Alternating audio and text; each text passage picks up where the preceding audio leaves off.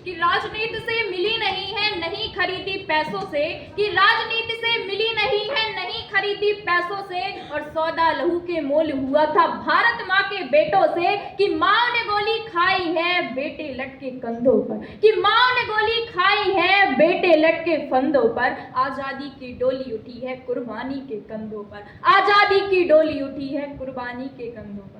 आदरणीय विचार सर, सम्मानीय गुरुजन और मेरे समझ छोटे भाई बहन, जैसा कि हम सबको विदित है कि आज हम सब यहाँ उस दिवस को मनाने के लिए एकत्रित हुए हैं जिस दिन हमारा देश 200 सालों की गुलामी के चंगुल से आजाद हुआ था। और आज उसी अवसर पर मैं अंजलि सक्सेना आज आप सबके समझ भारतीय जनगण मन के लिए स्वतंत्रता के मायने और विकसित भारत के भावी स्वरूप विषय पर अपने विचार प्रस्तुत करने के लिए उपस्थित हूँ। भारतीय जनगण मन न केवल एक राष्ट्रगान है बल्कि भावनाओं, मूल्यों और त्याग और समर्पण की वह माला है जिसके शब्द रूपी मोतियों ने वीर शहीदों के त्याग समर्पण से लेकर स्वतंत्रता समानता के मूल्यों को इस प्रकार पिरोया है जो भारत रूपी मुकुट को आज भी सुशोभित कर रहा है। और इसी प्रकार यदि आजादी की बात करूं तो आजादी, स्वतंत्रता का मतलब, स्वतंत्रता का आशय न केवल भौतिक रूप से आजाद होना है बल्कि स्वतंत्रता वह है जो आपको गुलामी की हर सोच से मुक्ति की त्याग का आशय देता है। मान्यवर, स्वतंत्रता वह है जो आपको अवसर देती है खुद को खुद के अनुसार गढ़ने का, खुद को सशक्त बनाने का। और यदि मैं जनगण मन और के हेतु स्वतंत्रता के मायने की बात करूं तो यह उस स्वतंत्रता की ओर इंगित करता है जो जिसका दृष्टिकोण न केवल गहरा बल्कि बहुमुखी दृष्टिकोण है। यह केवल न केवल राजनीतिक स्वतंत्रता बल्कि सामाजिक आर्थिक स्वतंत्रता से लेकर व्यक्तिगत स्वतंत्रता की ओर बात करता है। और इसी कड़ी में यदि मैं आपको ले चलूं विकसित भारत की परिकल्पना पर, तो विकसित भारत एक न केवल एक ऐसा भारत जो केवल आर्थिक रूप से सशक्त हो बल्कि एक ऐसा भारत जहां पे ऐसा भारत की छवि मेरे सामने आती है जहां पर शून्य भुखमरी हो, सभी व्यक्ति के पास रोजगार हो, सच्ची बंधुता और राष्ट्रीयता का विकास हो।